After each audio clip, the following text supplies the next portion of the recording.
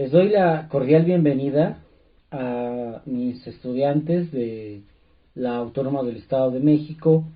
Vamos a discutir acerca de un tema que nos permitirá integrar tres grandes campos de investigación que dentro del currículum universitario se transforman en tres unidades de aprendizaje: Estudios Culturales de México para primer semestre de la licenciatura en Lenguas, Comunicación y Desarrollo Sustentable para quinto semestre de la licenciatura en Comunicación, y Multiculturalismo para los muchachos de séptimo semestre en Comunicación también. Tres asignaturas y tres campos de investigación que a primera vista parecerían divorciados, ¿no? No parecería que no tienen nada en común en dos carreras diferentes, y sin embargo la coyuntura que vamos a estudiar el día de hoy nos va a mostrar cómo tienen todo que ver. La coyuntura que nosotros vamos a analizar es el movimiento estudiantil de 1968. Este movimiento nos sirve solo como un pretexto, porque la problemática que vamos a analizar no se limita al movimiento estudiantil como tal, que brutalmente fue reprimido, como ustedes deben saber y recordar, el 2 de octubre, la tarde del 2 de octubre de ese año, en Tlatelolco. Es el pretexto solamente para iniciar la discusión de un calado mayor en el que veremos involucradas las tres asignaturas, y que ustedes, cada uno por su cuenta, estoy seguro reconocerá la conceptualización y el enfoque que por separado hemos estado viendo nosotros en los respectivos cursos. Así pues, hay una frase que pareciera ya manida, pareciera un cliché por sí misma, y que se repite en los medios cada año cuando se acerca octubre. 2 de octubre no se olvida. Y tenemos a muchachitos y otros no tan jovencitos marchando, haciendo pintas, embosados, quebrando vidrios de banco, rayoneando monumentos, haciendo mil cosas. Y por otro lado tenemos a quienes vivieron, los sobrevivientes todavía de aquellos años, porque aún los hay, los sobrevivientes que van y hacen su ceremonia en la Plaza de las Tres Culturas en un ambiente diferente. No se parecen las marchas, los plantones que están generados por grupos de choque pagados por universidades, pagados por partidos políticos, pagados por poderes fácticos. No se parece lo que hacen estos vándalos con lo que realmente está haciendo quien tiene el espíritu del 68. Esta es una condición cultural que se ha arraigado ya plenamente en el país y merece atención. Por si fuera poco, los medios masivos intervienen para magnificar los hechos o para minimizarlos, desde luego, y esto altera, esto condiciona las relaciones que tenemos ya de por sí caldeadas, ya de por sí mediadas por tantos factores negativos en un país megadiverso. De modo que podemos empezar a enfocar 1968 como históricamente la ruptura de la generación joven del momento, es decir, los hijos de la generación que vivió la guerra mundial, los hijos de las personas cuya juventud transcurrió en los años 40, 50, y que empiezan a rebelarse, empiezan a generar una cosmovisión, fíjense bien, y todo lo que implica una cosmovisión diferente respecto a sus padres y abuelos. A la generación que dio a luz a todos estos jóvenes que tenían 18 o 20 años y estaban en este rango de edad justo cuando se estaba acabando la década de los 60, para los padres y abuelos de ellos era increíble que se rebelaran contra el régimen de la abundancia. ¿Me explico? Es decir, se estaba viviendo todavía el último coletazo de lo que se conoce como milagro mexicano, y la gente tenía televisor, la gente tenía radio, tenía lavadora, algunos tenían auto, la mayoría tenían casa, al obrero le alcanzaba el salario, se había vivido una época de bonanza debido a la guerra mundial, el país en crisis, el mundo en crisis y desangrándose, y el país ganando, el país obteniendo riqueza debido a que las grandes potencias estaban ocupadas en la guerra y gran parte de lo que se tenía que producir lo hacían países como el nuestro. Los padres y abuelos entonces de estos jóvenes no podían creer cómo los muchachos se rebelaban frente al régimen que de alguna manera los había puesto donde estaban, que había generado una universidad de la cual ellos eran partícipes, y cuyo acceso era todavía más complicado, más difícil y más reducido de lo que ahora es. No se explicaban cómo los jóvenes podían estar pateando el plato donde comían o mordiendo la mano que les daba de comer. Comento esto para que vean cuál era la brecha, de qué tamaño era la ruptura entre la generación juvenil y la generación anterior, las generaciones anteriores. Ustedes saben, y lo hemos discutido, sobre todo en multiculturalismo, cómo el tema de identidad se ve roto de esta manera. Es decir, los jóvenes estaban claramente dando la espalda a toda una cultura, a toda una forma de ser, de pensar, de sentir, de manifestarse en la sociedad.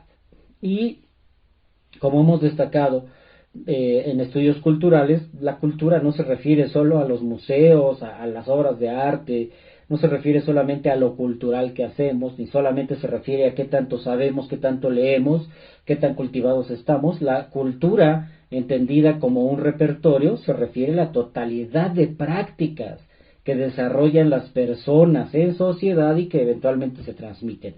¿Se dan cuenta de cómo estaba desarrollándose una ruptura completa a nivel cultural? Bueno, y por lo tanto a nivel social, a nivel político, por supuesto que a nivel económico esto iba a tener consecuencias. Por eso se le ha llamado a toda esta forma de pensar, a esta cosmovisión, a esta forma de manifestarse, contracultura. Una cultura que, como hemos estudiado en comunicación y desarrollo sustentable, trata de librarse, de sacudirse tanto el yugo capitalista como el yugo socialista, es decir, en dos modelos de comunicación en combate en plena Guerra Fría. La generación de los últimos años 60 trata de sacudirse las exigencias de ambos mundos, de ambos bloques, y busca encontrar su propio cauce. Desde luego que hay toda la parafernalia, hay todos los temores relacionados con la Guerra Fría, y por supuesto que se tiende a pensar en que el movimiento más bien tendía a la izquierda que a la derecha, ¿de acuerdo? Sin embargo, se ha exagerado esta condición marxista, socialista, comunista en el movimiento, al menos el movimiento mexicano. No, los jóvenes lo que buscaban era sacudirse estas dos imposiciones, aparte externas, y tratar de encontrar su propio lugar, tratar de encontrar su propia cauce. Y tenemos a este nivel manifestaciones como la gráfica, con mimeógrafos, ¿no? Sin impresoras como ahora tenemos. Bueno, ya casi nadie imprime en papel, ¿no? Ahora hasta impresoras 3D tenemos. No en impresión mediante una computadora, no, con un mimeógrafo, con un aparato que mis maestros todavía usaban en la primaria. En el mimeógrafo reproducían los exámenes para toda la escuela. Y mucho grabado, artes alternativas, artes gráficas sobre todo, efímeras en papel, como te digo. No esperes los grandes monumentos o incluso antimonumentos, no, es un arte generado al calor de la lucha, con la rapidez, con la necesidad imperiosa de repartir un volante, de comunicar una idea, de transmitir una ideología. Vamos a encontrar gente que va a sentirse constreñida por el uso de sostenes, que se va a sentir dominada por el patriarcado y va a querer decidir sobre su cuerpo, sobre la cantidad de hijos que quiere tener o si no los quiere tener. Después de 68 va a venir el gran momento de despertar feminista en el país, que hasta ese momento se había visto muy limitado. Los feministas eran sobre todo norteamericanas, estadounidenses, y las mexicanas habían quedado algo al margen, pero a partir de ahí surgen personajes como Marta Lamas, por ejemplo, ¿de acuerdo? Que va a ser tan representativa del feminismo en México. 1968 entonces existe como una generación diferente, joven, ansiosa de participar a nivel cultural, a nivel político, a nivel social, con un ser diferente al que les habían heredado sus padres. Ni qué decir tiene la ruptura con la religión, todo el conformismo que trae esta rémora que es la religión católica para nuestro país, todo el conformismo, todo el charlatanismo, todo ese elemento patriarcal y tan machista que hay en el cristianismo se ve desafiado por estas masas de jóvenes. Más de un organizador, más de un líder del 68 nos dirá, porque alguna vez nos mandaron una carta a los alumnos de la universidad cuando discutíamos este tema. Alguna vez uno de ellos nos mandó esa carta diciendo, bueno, esto era una pelea entre grupos de preparatorianos que escaló, buscamos esto, exigimos aquello, el pueblo no se unió, etcétera. No podemos quedarnos solamente en ese movimiento que es masacrado en el 2 de octubre en Tlatelolco. Necesitamos entender que si bien los jóvenes eran de la élite, porque ¿quién podía acceder a la universidad? Insisto, si ahora son pocos los que llegan, imagínate hace más de 50 años cuán poquitos más eran los que estaban en la universidad. Una élite urbana sobre todo, porque no esperes encontrar masas rurales movilizadas, urbana, sobre todo hijos de clase medieros, ¿sale? Y de estratos sociales quizá más pauperizados. No esperes encontrar grupos indígenas, no esperes encontrar gran cantidad de personas de la llamada provincia mexicana, no. Incluso con todas estas restricciones urbanas, clase medieras, elitistas, las exigencias del Comité de Huelga de 1968 sí dieron cauce, sí aglutinaron exigencias sociales de una envergadura mayor en el país. Y no podemos ser ciegos ante ello. Las aglutinaron y las colocaron en el debate público de una manera que por supuesto atemorizó a la cúpula del poder y la represión fue brutal en la medida en que se temían las consecuencias. No te olvides de que en este contexto de Guerra Fría solo habían pasado unos 5 años, un lustro, desde la crisis de los misiles en Cuba.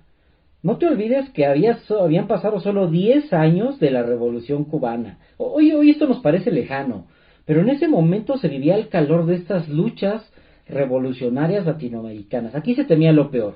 No te olvides de que México había ganado la candidatura para organizar Juegos Olímpicos ese año. Se inauguraron 2 semanas después, ¿no? De la matanza del 2 de octubre.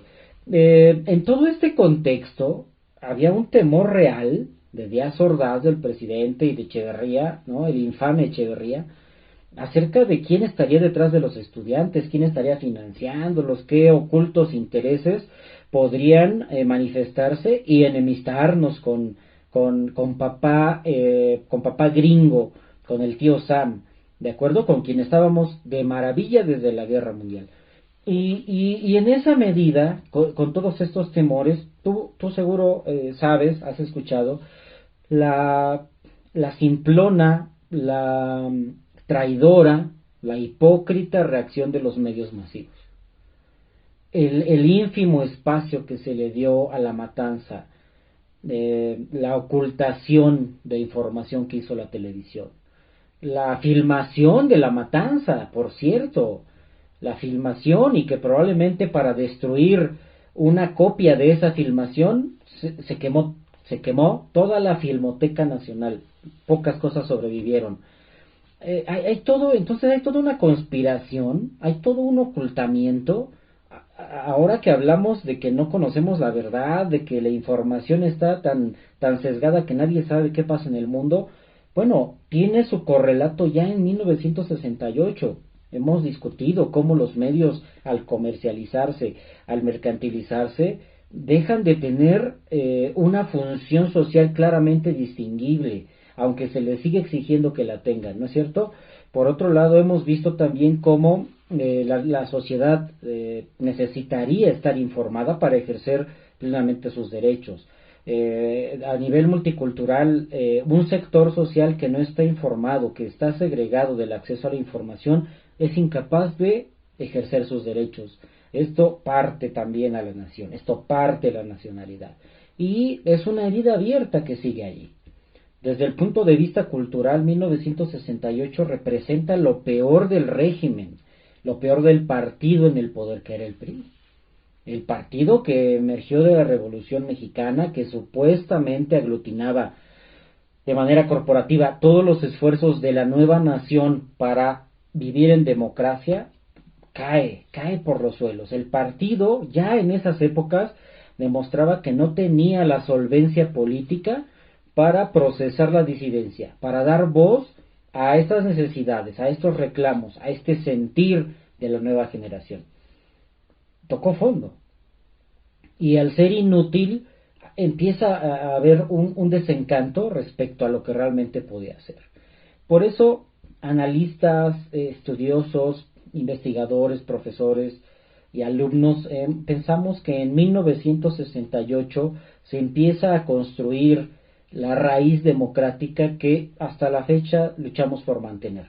Que no está muy claro que es una democracia al estilo mexicano, que es una democracia quizá autoritaria, que nuestra alternancia quizá realmente fue solo de papel, sí, pero tenemos hoy discusiones, tenemos hoy debates, tenemos hoy libertades que en ese momento no se permitían, que en ese momento costaron sangre.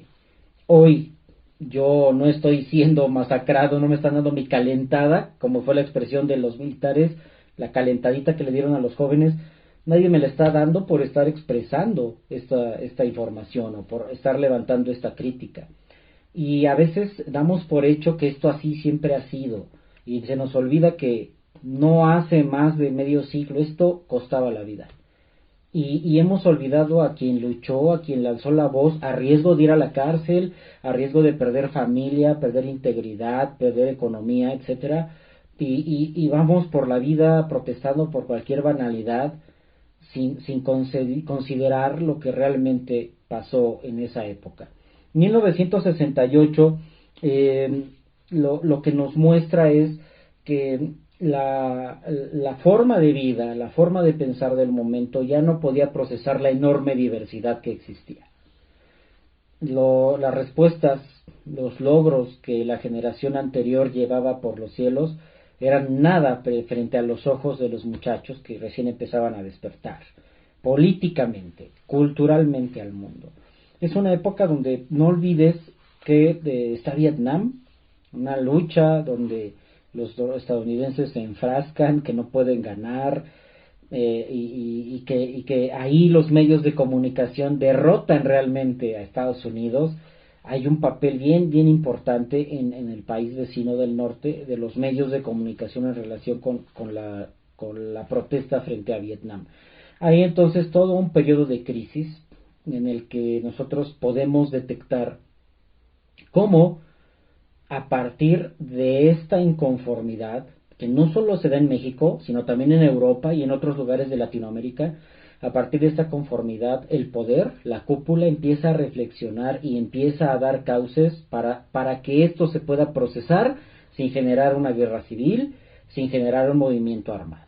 En los años 70 va a haber guerrilleros, también en los 60 los hay, guerrilleros alzados en México.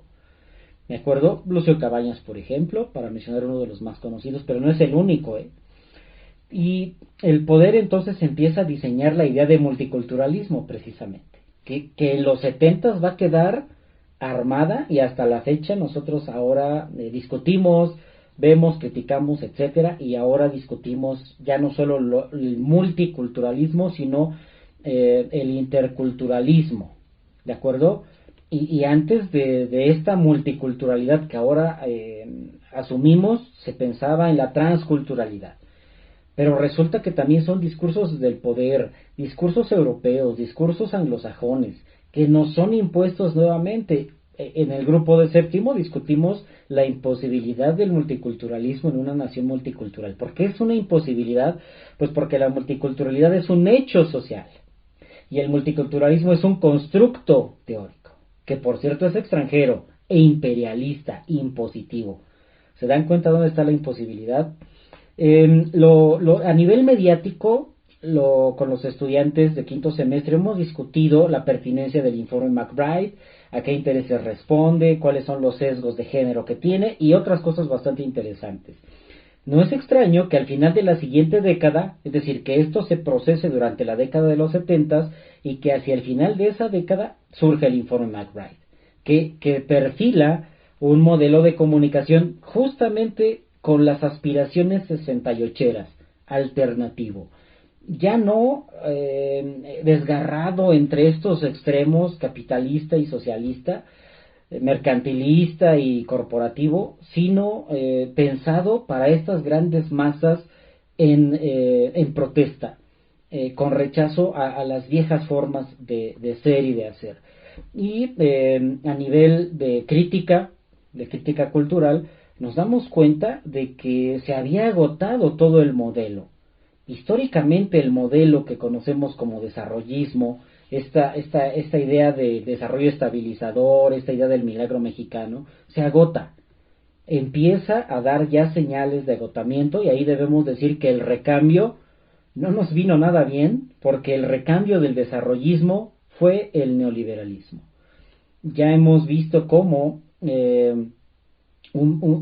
una década después va a venir el gran momento conservador en los líderes del mundo, es decir, en Estados Unidos y Gran Bretaña, una especie de retroceso al conservadurismo que también va a coincidir con la experimentación e implantación de el modelo neoliberal.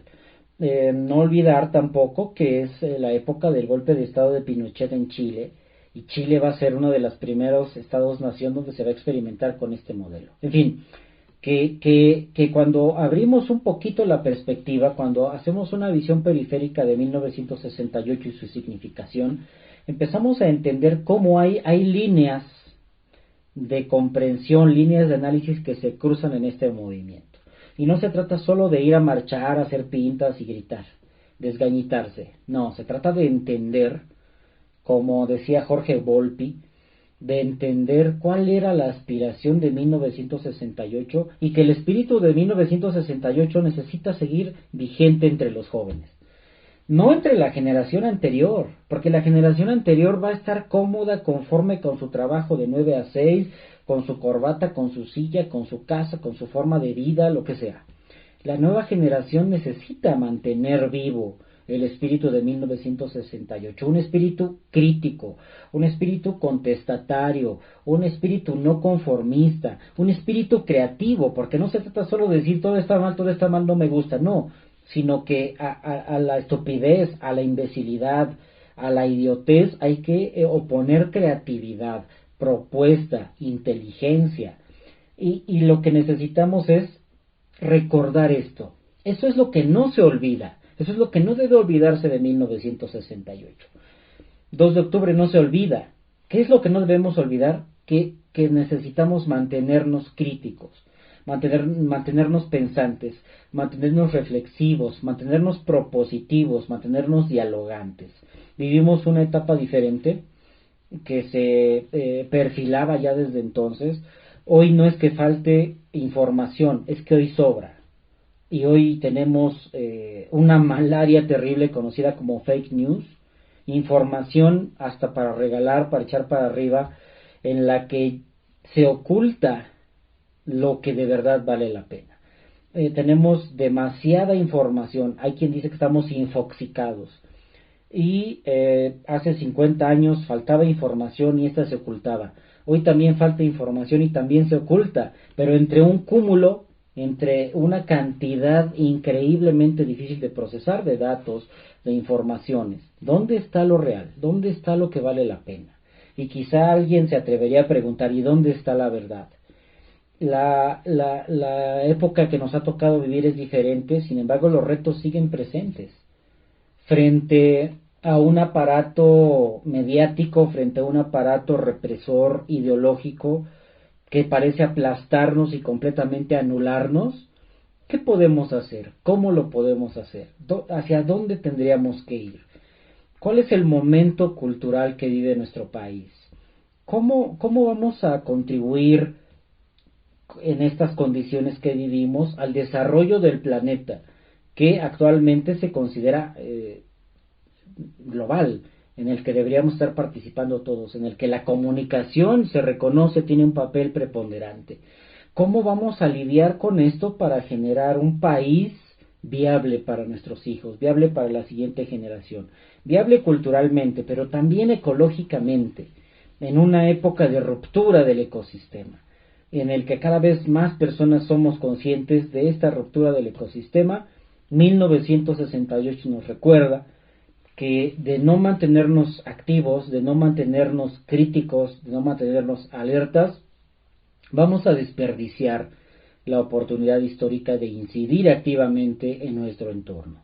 La reflexión entonces queda ahí, y como se pueden dar cuenta, estamos enfocando un solo evento, una sola serie de procesos históricos desde varias miradas: la multicultural, la mediática del desarrollo sustentable y por supuesto una crítica desde los estudios culturales.